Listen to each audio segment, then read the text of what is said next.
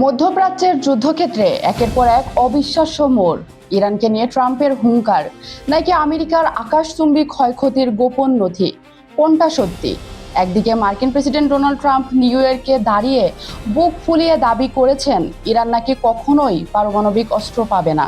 শুধু তাই নয়, ট্রাম্পের দাবি ভেনেজুয়েলা থেকে আমেরিকা এত পরিমাণ তেল লুটে নিয়েছে যা দিয়ে ইরান যুদ্ধের 29 বিলিয়ন ডলার খরচের নাকি 25 গুণ উসুল হয়ে গেছে। কিন্তু ট্রাম্পের এই আকাশচুম্বী দাবির বেলুন মুহূর্তেই ফুটো করে দিল ব্রিটিশ সংবাদ মাধ্যম ব্লুমবার্গ।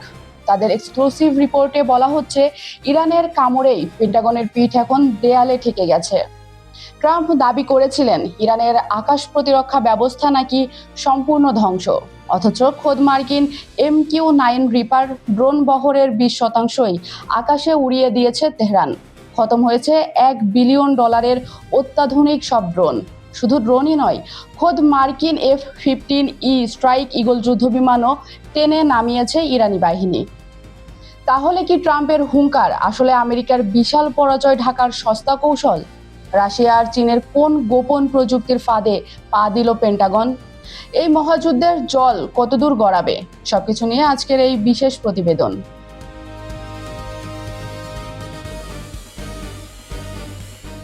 মার্কিন প্রেসিডেন্ট ডোনাল্ড ট্রাম্প দৃঢ়তার সঙ্গে ঘোষণা করেছেন যে ইরান কখনোই পারমাণবিক অস্ত্র অর্জন করতে পারবে না, এবং বিষয়টি তারা ভালো করেই জানে। নিউ ইয়র্কে দেওয়া এক বক্তব্যে তিনি এ মন্তব্য করেন। একই সঙ্গে চলমান এই পরিস্থিতি খুব শিগগিরই অবসান ঘটবে বলেও আশাবাদ ব্যক্ত করেন মার্কিন প্রেসিডেন্ট। বক্তব্যে তিনি আরও উল্লেখ করেন, ইরান ও ভেনেজুয়েলার মার্কিন হামলার বিষয়ে বিশ্ব সম্প্রদায় তার সিদ্ধান্তকে কিভাবে মূল্যায়ন করছে সেটি একটি অত্যন্ত গুরুত্বপূর্ণ বিষয়। ভেনেজুয়েলা প্রসঙ্গে নিজের সাফল্যের কথা তুলে ধরে ট্রাম্প বলেন, ভেনেজুয়েলায় আমরা কেমন করেছি, মন্দ না। তিনি দাবি করেন ভেনেজুয়েলা থেকে এত বিপুল পরিমাণ তেল সংগ্রহ করা হয়েছে যা দিয়ে ইরানের যুদ্ধে হওয়া ব্যয়ের প্রায় 25 গুণ তুলে আনা সম্ভব হয়েছে। মার্কিন প্রেসিডেন্টের এই চাঞ্চল্যকর মন্তব্য এমন এক সময়ে সামনে এলো যখন আন্তর্জাতিক মহলে যুক্তরাষ্ট্রের ইরান বিরোধী সামরিক অভিযান নিয়ে ব্যাপক আলোচনা ও উত্তেজনা চলছে। পেন্টাগনের দেওয়া তথ্য অনুযায়ী চলতি মাসের শুরু পর্যন্ত ইরানের বিরুদ্ধে সামরিক অভিযানে পরিচালনায় যুক্তরাষ্ট্রের ব্যয় হয়েছে প্রায় 29 বিলিয়ন ডলার। তবে আন্তর্জাতিক সামরিক বিশ্লেষক ও পর্যবেক্ষকদের মতে এই যুদ্ধের প্রকৃত ব্যয়ের পরিমাণ সরকারি হিসাবের চেয়ে আরও অনেক বেশি হতে পারে। সব মিলিয়ে ট্রাম্পের এই বক্তব্য মধ্যপ্রাচ্য ও আন্তর্জাতিক রাজনীতিতে নতুন করে আলোচনার জন্ম দিয়েছে।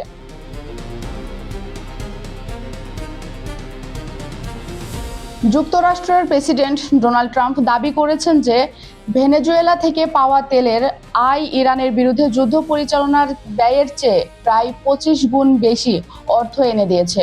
সম্প্রতি বিশ্ব রাজনীতিতে ইরান ও ভেনেজুয়েলা নিয়ে যুক্তরাষ্ট্রের গৃহীত পদক্ষেপের প্রসঙ্গ টেনে এক বক্তব্যে তিনি এই মন্তব্য করেন। ট্রাম্প বলেন, ভেনেজুয়েলায় তাদের পারফরমেন্স খারাপ ছিল না এবং সেখান থেকেই এত বিপুল পরিমাণ তেল নেওয়া হয়েছে যা দিয়ে ইরান যুদ্ধের খরচ প্রায় 25 বার মিটিয়ে ফেলা সম্ভব। ট্রাম্পের এই বক্তব্য এমন এক সময়ে সামনে এলো যখন ইরানের বিরুদ্ধে মার্কিন সামরিক অভিযান নিয়ে আন্তর্জাতিক অঙ্গনে ব্যাপক আলোচনা সমালোচনা চলছে। পেন্টাগনের তথ্য বিশ্লেষণ করে দেখা গেছে, চলতি মাসের শুরু পর্যন্ত ইরানের বিরুদ্ধে চলমান এই যুদ্ধ পরিচালনায় যুক্তরাষ্ট্রের মোট ব্যয় দাঁড়িয়েছে প্রায় 29 বিলিয়ন ডলার। তবে অনেক আন্তর্জাতিক বিশ্লেষক ও পর্যবেক্ষক দাবি করছেন যে যুদ্ধের প্রকৃত ব্যয়ের পরিমাণ এই হিসাবের চেয়ে আরও অনেক বেশি হতে পারে।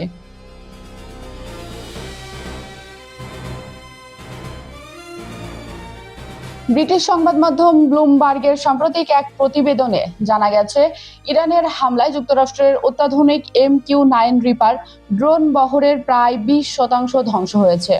যুদ্ধপূর্ব সময়ের এই ড্রোন বহরের ক্ষতি আর্থিক মূল্যে প্রায় $1 বিলিয়ন সমতুল্য। প্রতিবেদনে উল্লেখ করা হয়, ধ্বংস হওয়া ড্রোনগুলোর একটি বড় অংশ আকাশে উড্ডয়নের সময় ইরান ভূপাতিত করেছে এবং বাকি অংশ উপসাগরীয় অঞ্চলে মার্কিন সামরিক ঘাঁটিতে হামলার সময় মাটিতে ধ্বংস হয়েছে। নজরদারি ও অস্ত্র বহনে সক্ষম এই ড্রোনে সাধারণত হেলফেয়ার ক্ষেপণাস্ত্র এবং গাইডেড বোমা যুক্ত থাকে। ব্লুমবার্গের তথ্য মতে, এই যুদ্ধে মার্কিন সামরিক বাহিনী মোট 30টি পর্যন্ত রিপার ড্রোন হারাতে পারে, যা কংগ্রেশনাল রিসার্চ সার্ভিসের সাম্প্রতিক প্রতিবেদনের পূর্বাভাসের চেয়েও বেশি। এই বিপুল ক্ষতির কারণে যুক্তরাষ্ট্রের সামগ্রিক যুদ্ধ ব্যয় আরও বৃদ্ধি পেয়েছে। পেন্টাগনের এক জ্যেষ্ঠ কর্মকর্তার সূত্রে জানা গেছে, মে মাস পর্যন্ত এই ব্যয় দাঁড়িয়েছে প্রায় $29 বিলিয়ন। মার্কিন প্রেসিডেন্ট ডোনাল্ড ট্রাম্প দাবি করেছিলেন যে ইরানের আকাশ প্রতিরক্ষা ব্যবস্থা সম্পূর্ণ ধ্বংস করা হয়েছে। তবে বিশেষজ্ঞদের মতে মার্কিন ড্রোন ভূপাতিত করার এই ঘটনা প্রমাণ করে যে ইরানের কার্যকর আকাশ প্রতিরক্ষা ব্যবস্থা এখনো সক্রিয় রয়েছে। ইরানের এই প্রতিরক্ষা ব্যবস্থা মূলত দেশীয় প্রযুক্তির পাশাপাশি রাশিয়া ও চীনের তৈরি বিভিন্ন সিস্টেমের সমন্বয়ে গঠিত।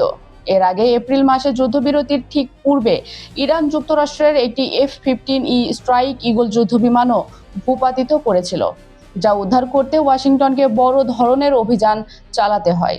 নিউ ইয়র্ক টাইমসের প্রতিবেদন অনুযায়ী রাশিয়া ও ইরানের দীর্ঘদিনের নিরাপত্তা সহযোগিতার অংশ হিসেবে তারা স্যাটেলাইট তথ্য বিনিময় করছে এবং মার্কিন বিমান চলাচলের প্যাটার্ন বিশ্লেষণে রাশিয়া ইরানকে সহায়তা করে থাকতে পারে। যদিও জেনারেল অ্যাটমিক্স নির্মিত এই MQ-9 রিপার ড্রোন ধীরে ধীরে মার্কিন সামরিক ব্যবস্থা থেকে সরিয়ে নেওয়ার পরিকল্পনা রয়েছে, তবুও বিদেশি গ্রাহকদের জন্য এর উৎপাদন এখনও অব্যাহত রয়েছে।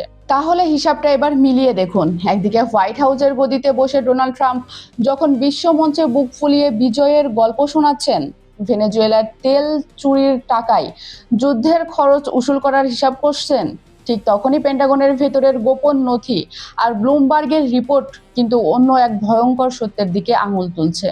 যে ইরানের আকাশ প্রতিরক্ষা ব্যবস্থা স্রেফ ধূলিসাৎ বলে দাবি করেছিলেন ট্রাম্প, সেই ইরানের আকাশে এখন খড়কুটোর মতো ভেঙে পড়ছে মার্কিন সাম্রাজ্যের অহংকার। $1 বিলিয়ন অত্যাধুনিক MQ-9 রিপার ড্রোন বহর, এমনকি পেন্টাগনের গর্ব F-15E স্ট্রাইক ঈগল যুদ্ধ বিমানকেও মাটিতে টেনে নামিয়ে ইরান বুঝিয়ে দিয়েছে লড়াইটা মোটেও একপাক্ষিক নয়। তাহলে কি ট্রাম্পের এই হুঙ্কার আসলে একবিংশ শতাব্দীর সবচেয়ে বড় সামরিক বিপর্যয় ঢাকার সস্তা ধোঁয়াশা? পুতিনের রাশিয়া আর শি জিনপিং এর চীনের কোন অদৃশ্য প্রযুক্তিগত ফাঁদে পা দিয়ে আজ মধ্যপ্রাচ্যের আকাশে ডানা কাটা পাখির মতো ছটফট করছে মার্কিন পরাশক্তি? ওয়াশিংটনের $29 বিলিয়ন এই জুয়া কি শেষ পর্যন্ত তাদের দেউলিয়া করে ছাড়বে, নাকি এই মহাযুদ্ধের আগুন গ্রাস করবে গোটা পৃথিবীকে? জবাব দেবে সময়। আমাদের ভিডিওগুলো আপনারা পৃথিবীর কোন প্রান্ত থেকে দেখছেন কমেন্টে জানিয়ে দিন।